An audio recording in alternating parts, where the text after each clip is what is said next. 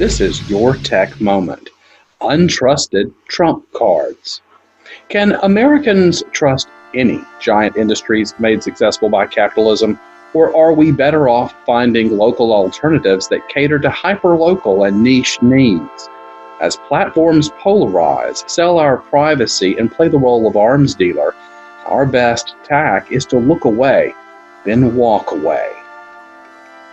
We love our cars, we love to drive, we love to go fast, but we have limits for safety of others, for ourselves.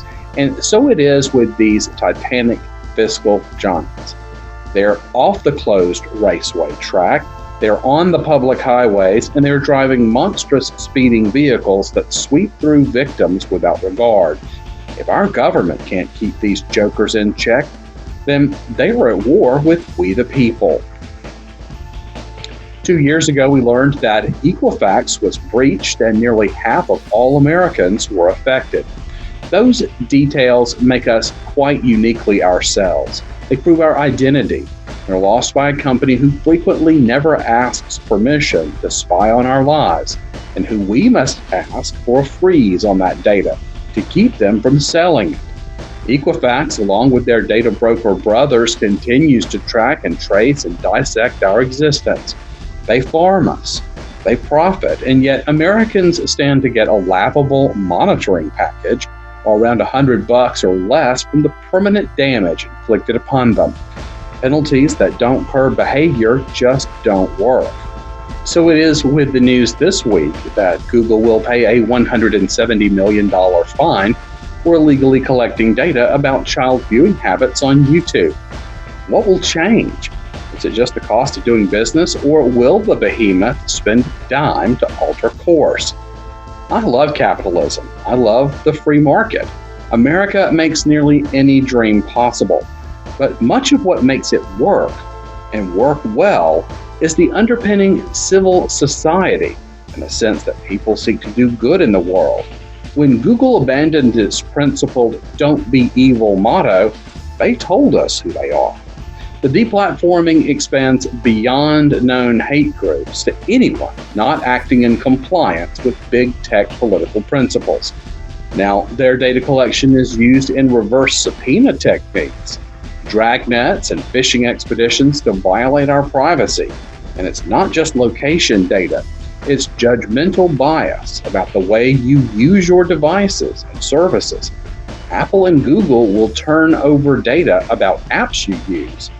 Where is the privacy policy again? When vaping was new, it was touted as an alternative to cigarette addiction, a way to taper off, a transition to something less damaging for the smoker and those around him. A cottage industry sprang up, then scattered entrepreneurs opened a new type of cigar store with a thriving new industry. Technology from Silicon Valley would save us.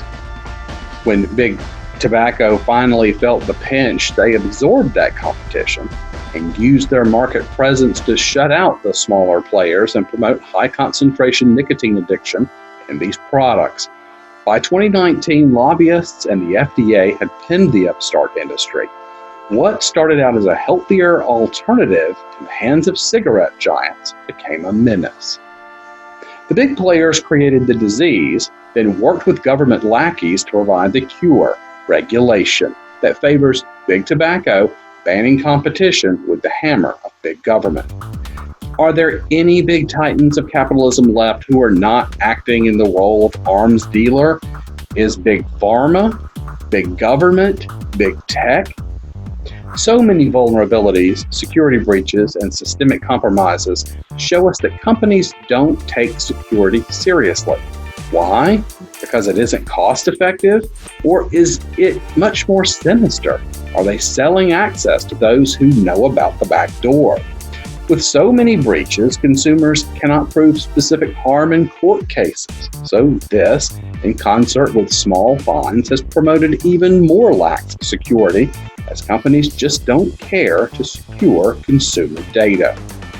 Is the model just the Equifax way? Well, let's look. TechCrunch reported this week about a trove of data found on the web. 419 million Facebook records of personal information, including phone numbers. With phone number in hand, hackers can hijack them and perform SIM swap attacks like those reported last week. The Verge ran a story about news of Apple devices being exposed for 2 years, but it had to do with Apple's efforts to mitigate the bad news and to argue Google's findings were flawed. Why were the targets mostly an ethnic minority in China? Did Apple work with a foreign power to create and design a genocidal tool? Metacurity noted that there's a tool in the wild which leverages the Bluekeep vulnerability to remotely execute code on Windows computers. How long was this backdoor open? And for whom? Is it lazy or purposeful? When secretaries of state leak classified data to foreign powers, former White House counsel are suspected of working as a foreign agent, and FBI directors pipeline classified memos to the New York Times with no fear of reprisal, yet rank and file folks go to jail, we clearly do not enjoy the ideal of equal justice under the law. Even our own government spying agencies are affected. The NSA tools used for spycraft were observed and weaponized by hacking crews abroad. Where is the responsibility? What monies traded hands? Who are the powers involved in decisions about backdoor access to data and secrets? Our Canadian neighbors haven't escaped the data breach problem either. In fact, despite China announcing a reduction in facial tech monitoring of school children to make sure they're paying attention in class, they continue to socially score their own citizens and destroy freedom in Hong Kong with violence. Who benefits in this worldwide swapping of information?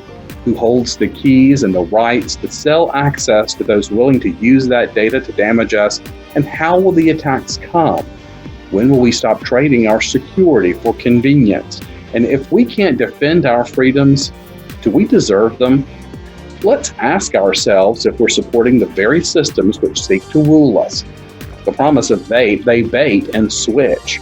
They cheat us in their casinos, which lure victims in to play for free, where the cost is our lives and where the house always wins. Let's stop helping them.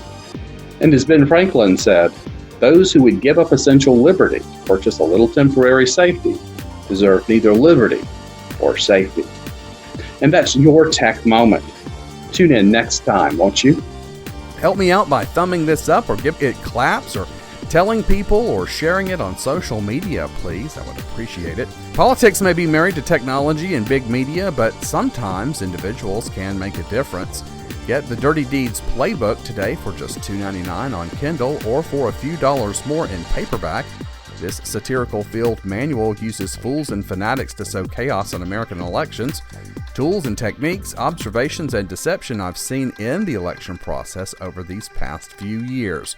Support this news aggregation service by checking out my website at yourtechmoment.com today. Links there show all the places you can listen or watch for free.